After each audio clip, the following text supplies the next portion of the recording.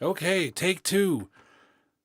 This is the second attempt at this stream tonight. We're just having one of those nights where it's perfectly timed, right? Doing some sort of Q&A and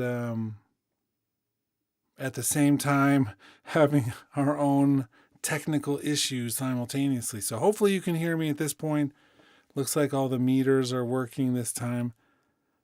Looks like I just needed to do a little quick reboot on the streaming software, but it's a Friday night here in Denver, Colorado, and so I'm not necessarily expecting a huge crowd, but this gives me a chance to continue to stream and talk about some of the issues that we've been facing with Logic and just kind of go through that. But for those who are coming, I'll say this a few times as we're getting a crowd, that if you're having any specific things you want to talk about, this is the time. This is the time to bring it up for everybody in the chat. It's a time to get help from me if I can offer it.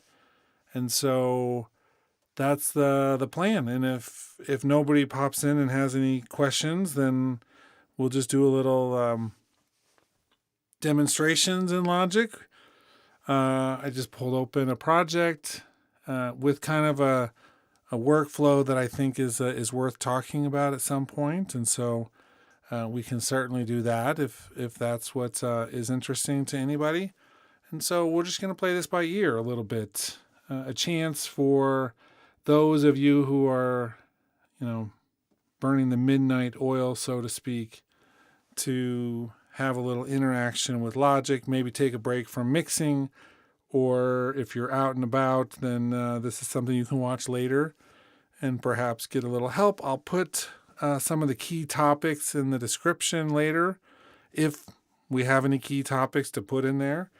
And so, that's our plan a little bit. And if we have nobody joining the stream, then we'll do this and just delete it because if it's not full of anything interesting, then it'll just be something that we stream live one time and then it's deleted later. So it could be that if you are joining and are interested in this, then cool. So right this moment, since we don't have any questions right off the bat, but as you come in, make sure that if you do have some questions, let me know. I thought I would share just one kind of interesting workflow that I use quite a bit with the MIDI effects, the arpeggiator and the velocity processor. So the arpeggiator here, of course, we have the grid mode that we're looking at in terms of this pattern. This is one of the default patterns, so it's like one of the presets. And a couple of these notes are like really pegged high that are also chords. So that's what these note buttons down below mean. It means if you're holding a chord while you're doing the arpeggiation, that it's going to play the chord for that step. But they have it really loud. And this is the case with a number of things where they have that super, perhaps offset more than it needs to be. So I'm going to play this without anything else.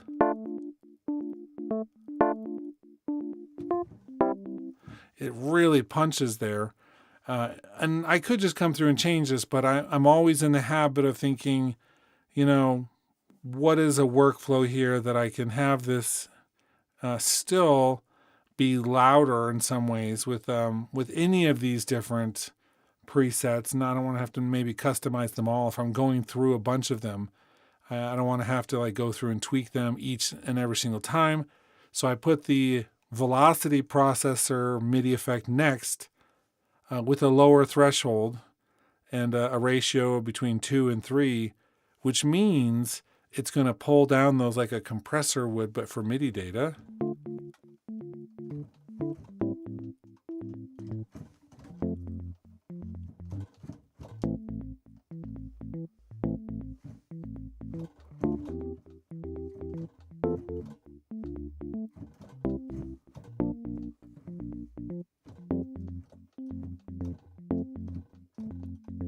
Right? So I didn't have to change any of the steps with the loudest ones. I use this velocity processor, which is an amazing tool.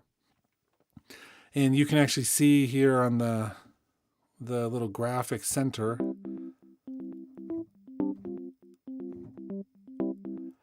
those are each of the notes as they're being processed. So, yeah, this is a really cool tool because we can come through and control the MIDI data before it hits the instrument, and we come out with a very different sound. We can also expand it, as you can see.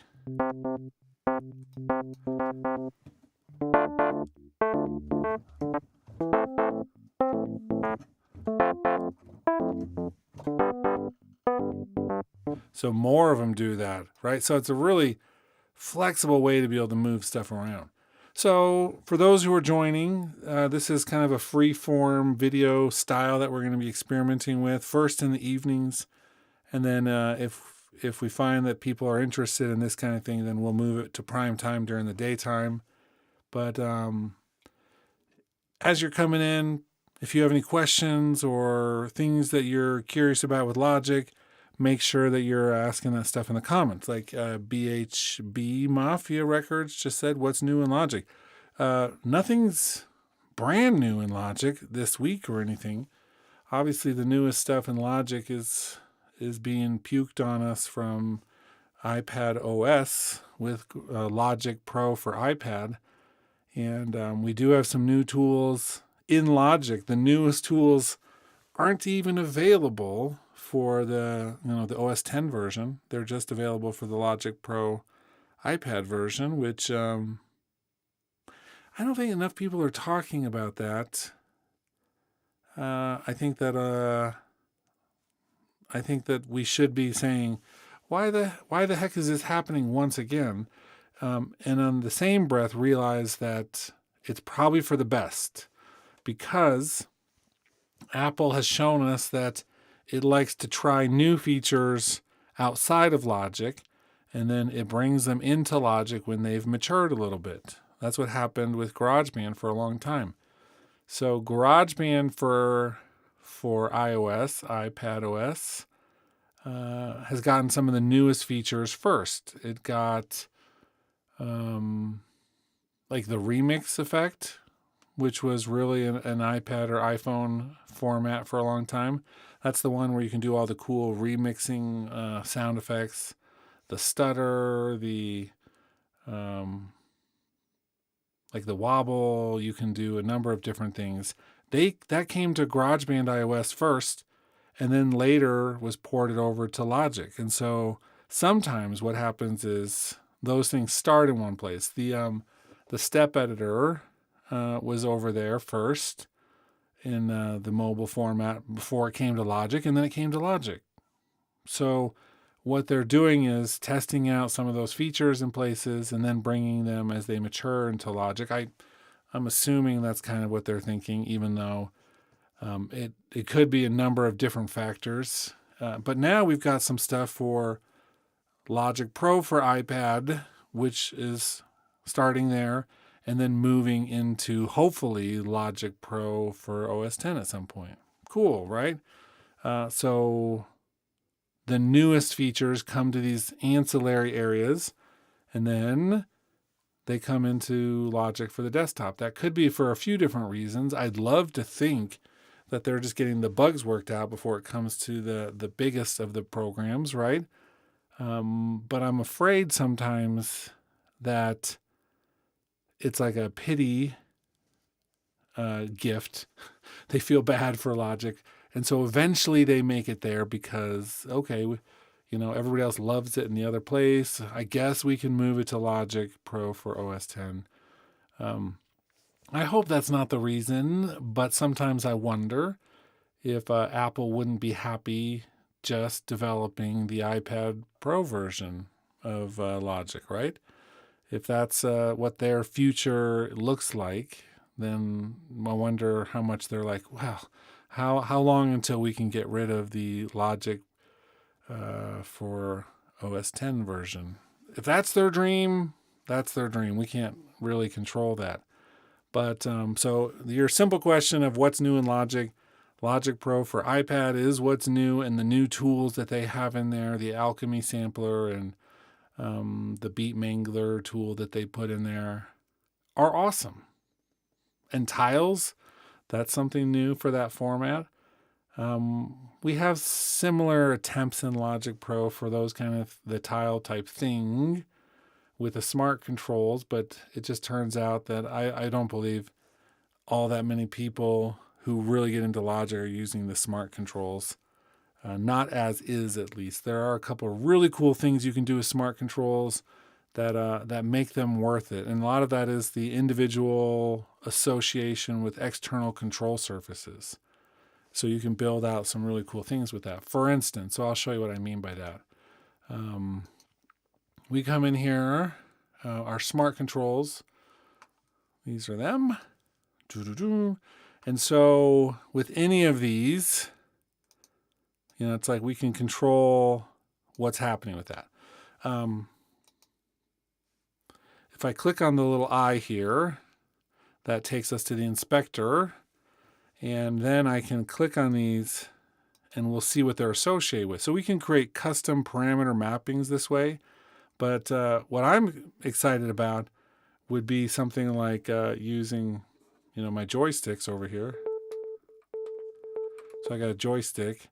And which of these do I really want, if anything? We'll do with the drive, right? So I'm going to click Learn. I'm going to move my joystick. Now my joystick on my keyboard is, let's see if I can do this with two without having any additional hands. So my joystick is now moving the drive.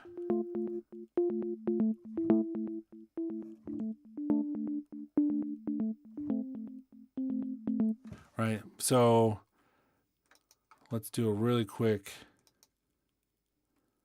additional learn. So now, let's see.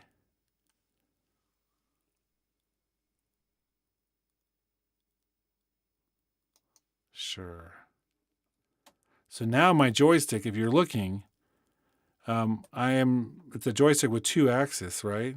So the up and down is now moving the treble, and then the left and right is moving the drive.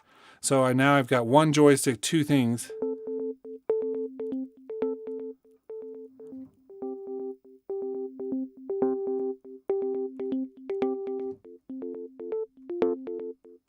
So we get a lot of really cool control functionality using the smart controls with the external assignments.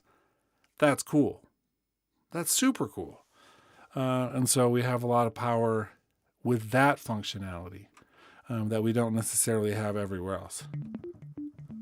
Let's put that back in the center so we don't just...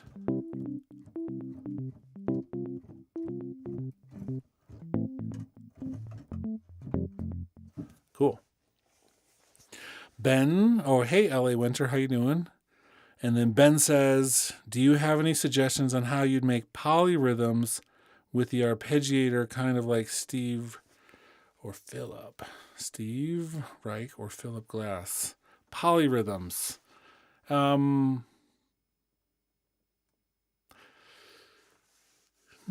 not exactly. I'm trying to think of with the arpeggiator what I would do. Because it is tricky, because the arpeggiator itself is limited to one time scheme, right? I've never seen anything that would give us something different. And I don't think we can, let me just check one thing real quick in terms of automation here. Volume, arpeggiator, velocity. Yeah, I don't even think you can change the grid preset using any kind of control. So that's out. So this isn't how I would do that exactly. What I might do instead is use not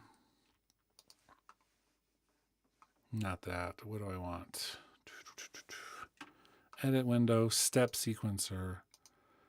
And you might do this in the step sequencer, which is a place where you can come through and each row can have a different time scheme. So for instance, one can be 16th notes, right? And let's turn off the arpeggiator for a second. Right, so that one would be 16th notes. And then this one may be like triplet 16th, right? So even though those look the same,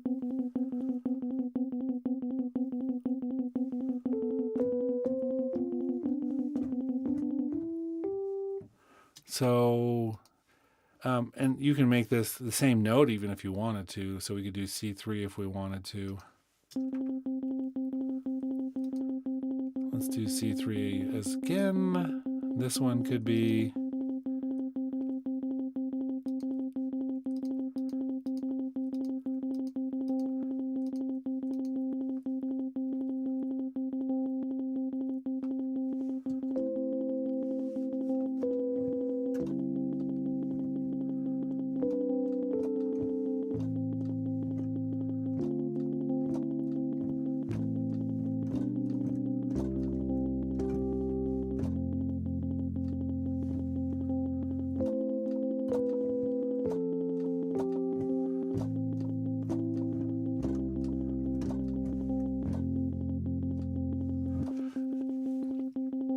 and we could even, because these things have so much other control parts in here, it's like we could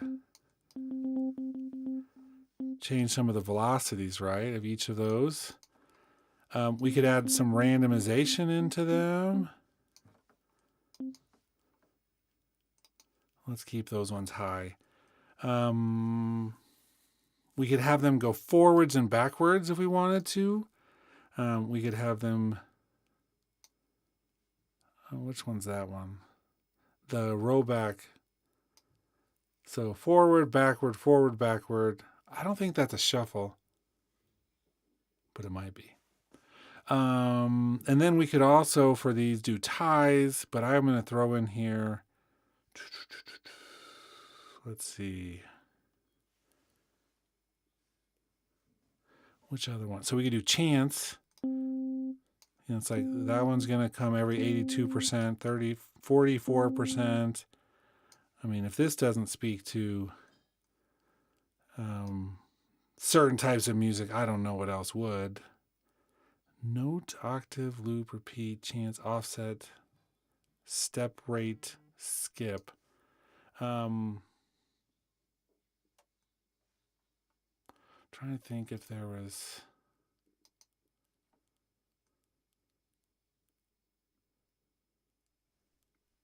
Where's my note repeat? Maybe it's just not...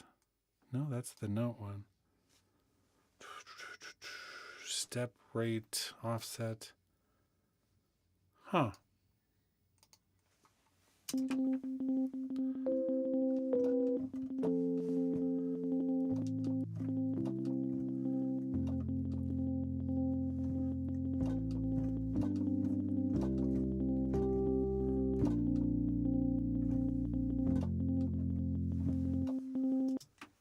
So a lot of really cool things you can do with multiple, I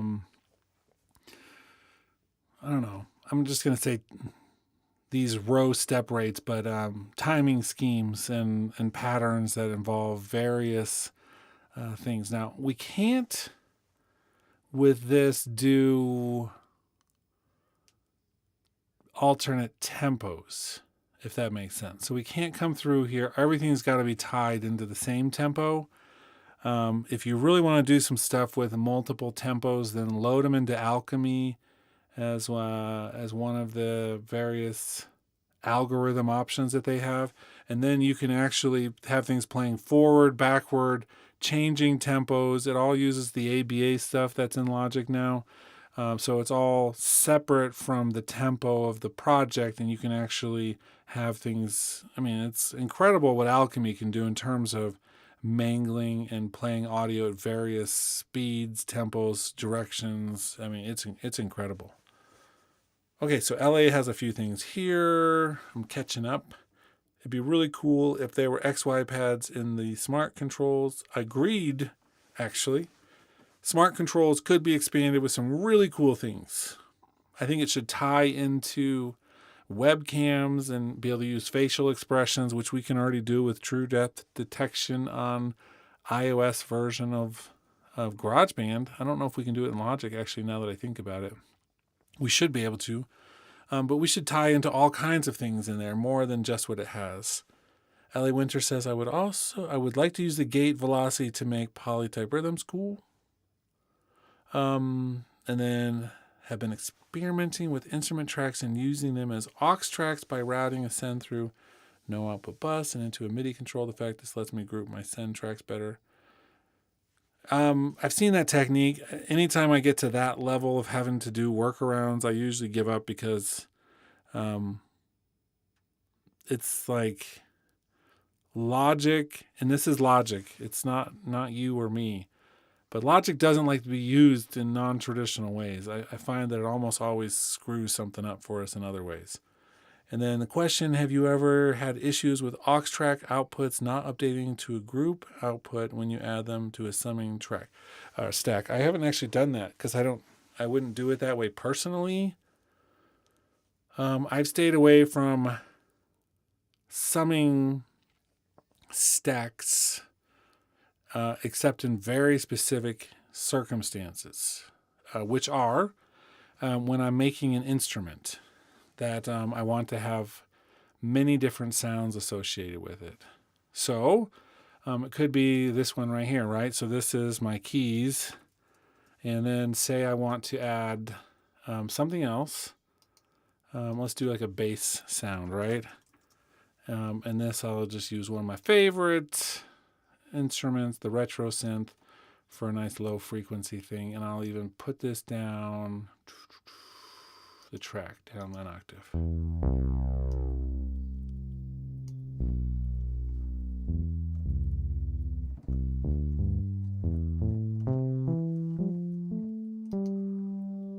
we'll do, what do I want to do? Anything else with this?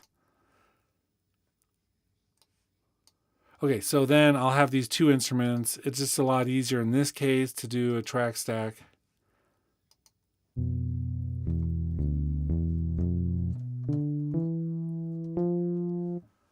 So then I can adjust my levels.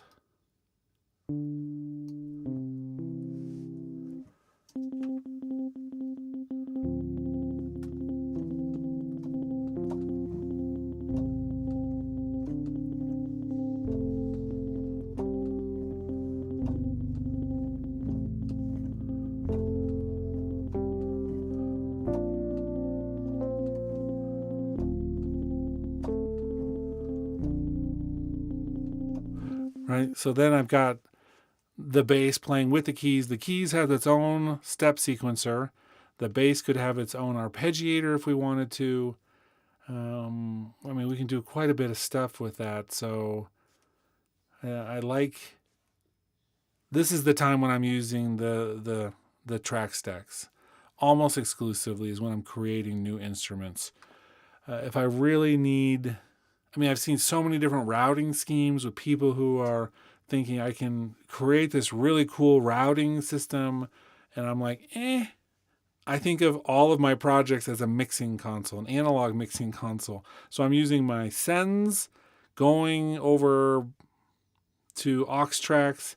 And so those will be out separate. I don't ever put things into summing tracks just because my brain, I think, is just going to be forever wired in that way, and so I don't necessarily see the need for it.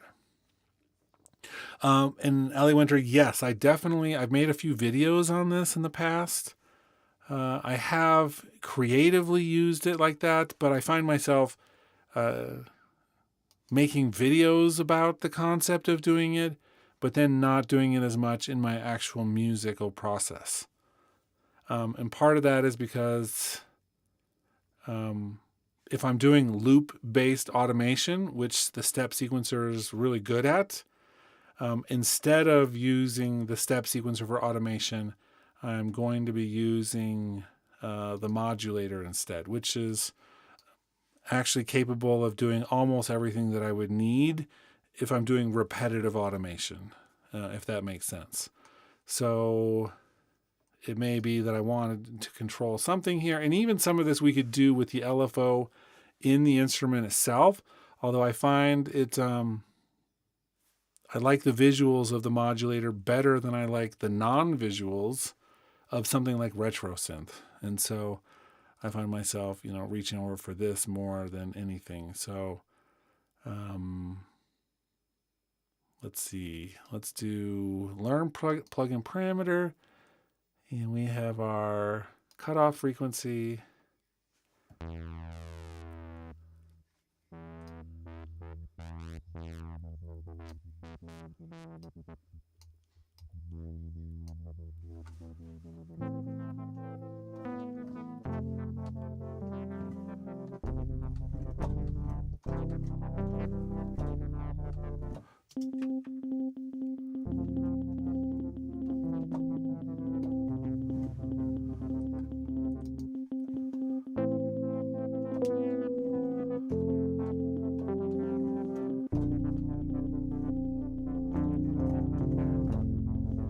Okay, so you get the idea. I just like having the visuals coming from a place where it's like I'm doing everything with the modulator and I'm bypassing most of the synthesis tool's own modulation sources. You don't need to do it that way, but certainly I find that I've got more nuanced control with the modulator than I do with, say, RetroSynth's LFO section. And LA Winter says, I like using the instrument tracks as aux tracks because I can use the modulator on my special effects ends.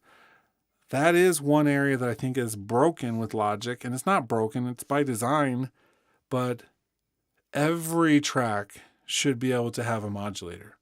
Audio, MIDI, instrument, bus, fed auxiliary tracks, the master, all of them should be able to have that one plugin because it's so useful. And so, yeah, I found myself, and I have an audio track that I want to do some of this stuff with. I do exactly what you're talking about, really. Okay, Ben says, so to throw this out there, could you use a chord progression on the track stack, have different ARP speeds for the instruments to get kind of a polyrhythm? So yeah, you definitely could.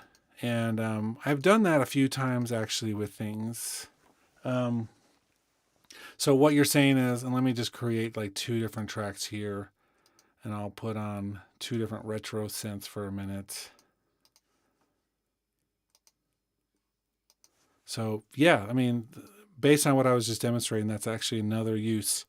When I'm creating a more complex instrument, that I might do this. So easier maybe to do it down here. Let's see.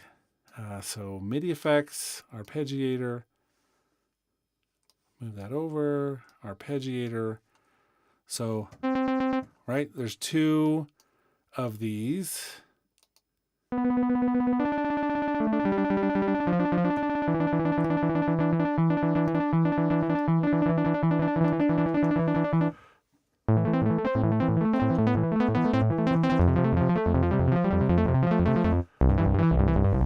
And maybe to make it even clearer, let's do stereo pan over, stereo pan the other way, and then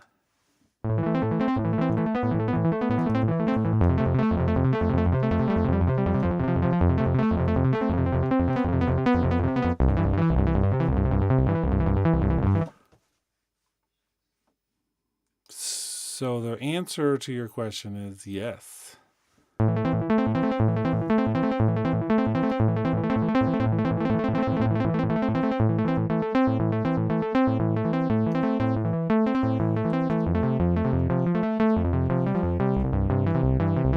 I still wish that I could do some more tempo adjustments. So you could actually slow them down by factors.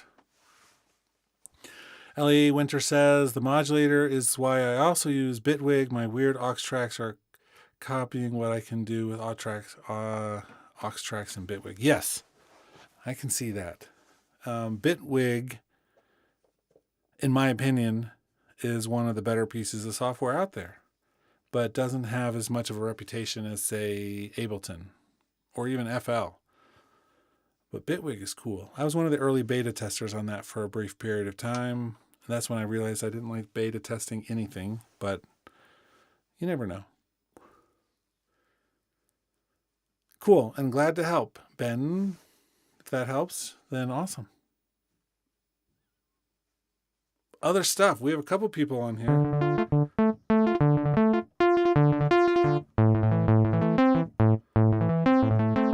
And Ben, don't forget that with these tracks, if you click here where the MIDI effect is, you can say record MIDI to track here.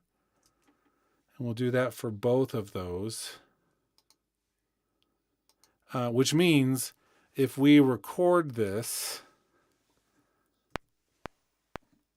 oh, well, that didn't work because I'm not selected the sum track. There we go.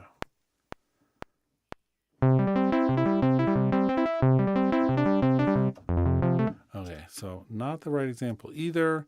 What we actually want to do for that is record into each of those tracks.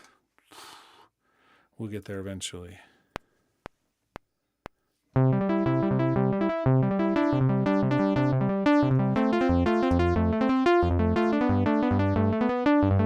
Right, so what we have now then would be that one and this one, each with the individual separate rhythms going into them. Which means you could then edit that data after the fact. So that's cool.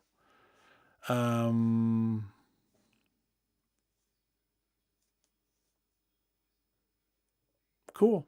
So another comment from LA Winter about Bitwig. And I think a lot of people are using multiple workstations for various things. So you can actually go through and play to the strengths of each of the workstations. I think that's an important thing. Got to know what tool is going to do what you need, I guess is what I'm saying. Can't always just assume that the tool you're using is going to be the best at what it can do. Okay.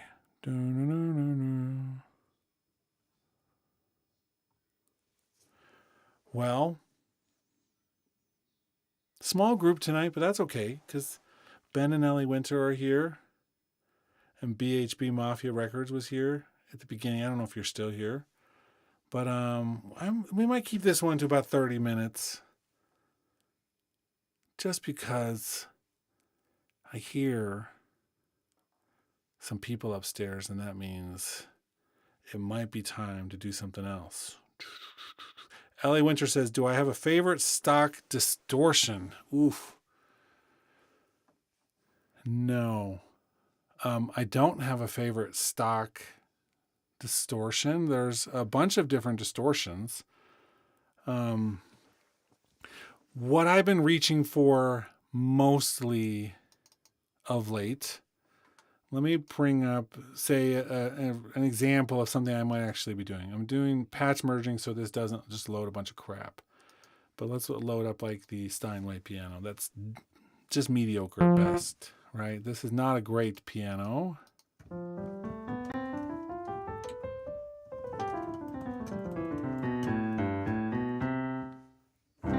It's like probably as old as I am. I mean, it's not great. So what I'm doing most of the time, I'm going to multi-effects and either using the fat effects. This is one of the ones that came from Camel Audio a couple years ago. And so we have a bandpass and a distortion and a bass enhancer and a compressor. It's like a fancy channel strip, right? But this has, let's see, 12 different distortion models. Everything from downsampling, bit crushing, to exciter, to dirt, grit, squared, vari-drive, scream, tube, diode, soft saturation.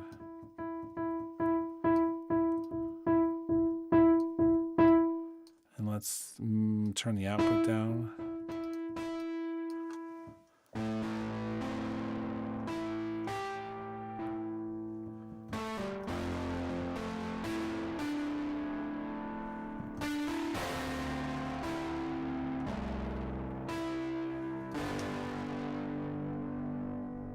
I just like, I mean, this one has just the right amount of controls for me. And these ones, it's like 3 different ones in one.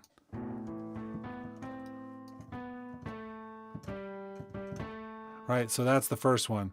Soft saturation.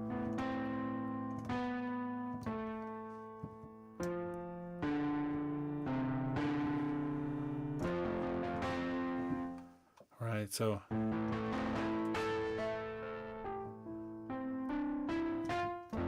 but then you're like, okay, cool. It's a little bit bright for me.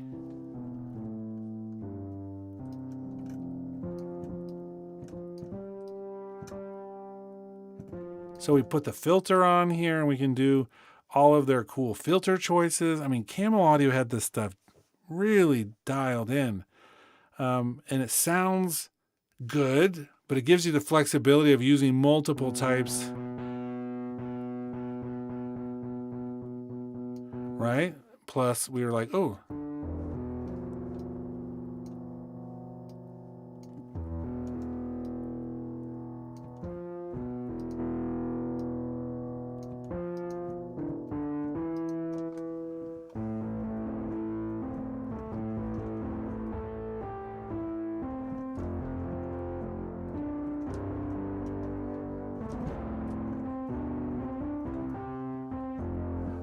But it just keeps going because I can be like distortion. Where is it down here? Distortion.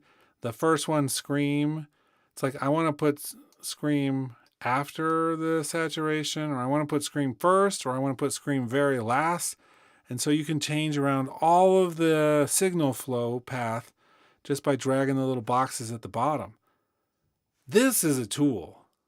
I mean, this is not just one it's not designed. So here's what I'm thinking. You know, we have our stomp boxes, distortion, and someone says, oh, use Candy Fuzz. How about we not use the one that looks like this, but only has 2 knobs and no control? It's like, sure, Candy Fuzz may sound amazing. I don't know. I don't use it. But I do know that all the stomp boxes, even if you use them on the pedal board in Logic, they're designed to look a certain way to give you a certain aesthetic and sound good. I mean, everything's designed to sound good, but the fat effects in style that Camel Audio was so good at said, let's organize this and give you features and let the sound speak for itself. So that's how I feel about it. You're welcome. Internet, you're welcome for that. Okay. I think, we're going to go 2 more minutes until I hit 40. Is there a wave shaper type distortion? I don't know if there is.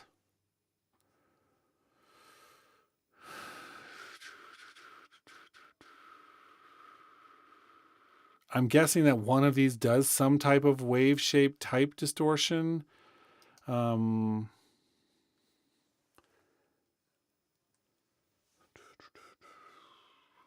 don't know.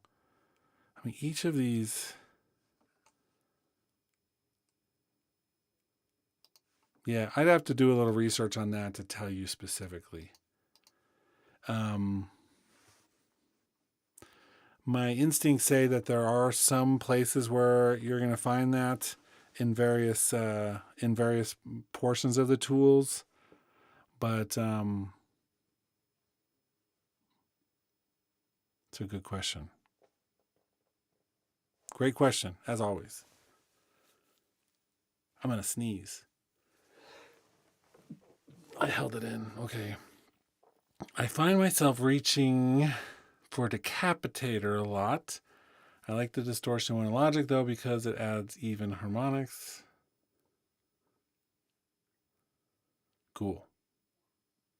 Yeah, we should do a whole video series on even and odd harmonics stuff.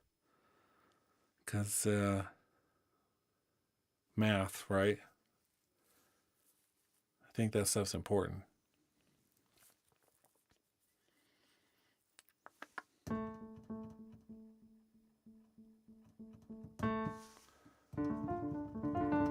And then, of course, don't also ignore the other one of these formerly Camel Audio things, which is the step effects, which also has in it distortion, exciter, and dirt, and can be modulated with our step modulator, which is awesome.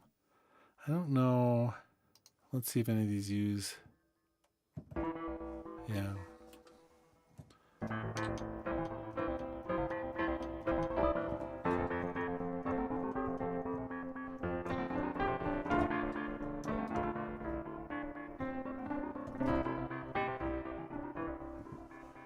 mean, this tool is freaking amazing.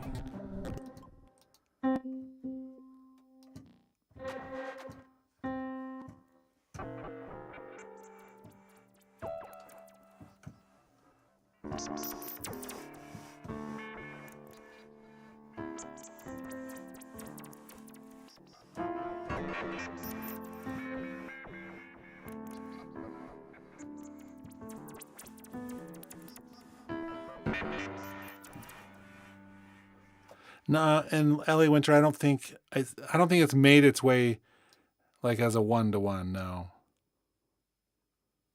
I'd have to go back and look and see exactly what, because these aren't even the same as they were under Camel, and they've definitely been updated a little bit over the years and added some things, and been relabeled and things. I would love to go back and see one of the original versions now that it's been a number of years, and see what is really still here and what's different and what they incorporated. Apple, as you all know, likes to buy stuff and pretend like it's been there. Redmatica was one of my favorite companies back in the day for sampling. This cool sampling company out of Italy. And they did this auto sampler, which was incredible, which made its way into main stage for a few years and then finally snuck into Logic. I don't even think they put it in one of the release notes documents. I'm pretty sure that was on the advice of their attorneys saying, ooh, you're going to put an auto sampler that can essentially just record any MIDI controllable instrument, sample it, auto sample it, and pump out a thing that is no longer part of the original software. Yeah, let's not make a big deal out of that. And they never did. They put it in main stage. No one hardly even noticed. I mean, I noticed because I was so angry when they closed Redmatica.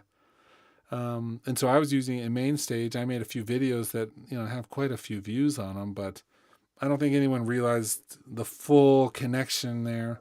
And now it's in Logic, and you can use it with, it's like there's a chance later this year I'm going to be letting my Reason subscription go for a while. I'm going to be doing some, long-term other projects that I'm not going to be using the Reason for sure. But there's a couple instruments I may still want to use. I'm going to auto sample them. Heck yeah, I'm going to. Why wouldn't I? Who's going to stop me? It's built into Logic. Dang. Okay, I think this is a place where we're going to stop it for the night. Thanks for those of you who jumped on, especially Ben and LA Winter, who were talking the whole way through. And of course, BHB Mafia Records at the very beginning. Let me know if this is a format where you just want to do Q&A and talking about things more often, or if you always feel like you need some sort of really focused topic. But yeah, enjoy your Friday night or Saturday morning, depending on wherever you are. And if you're watching this later, who the heck cares what day it is? So talk to you all later.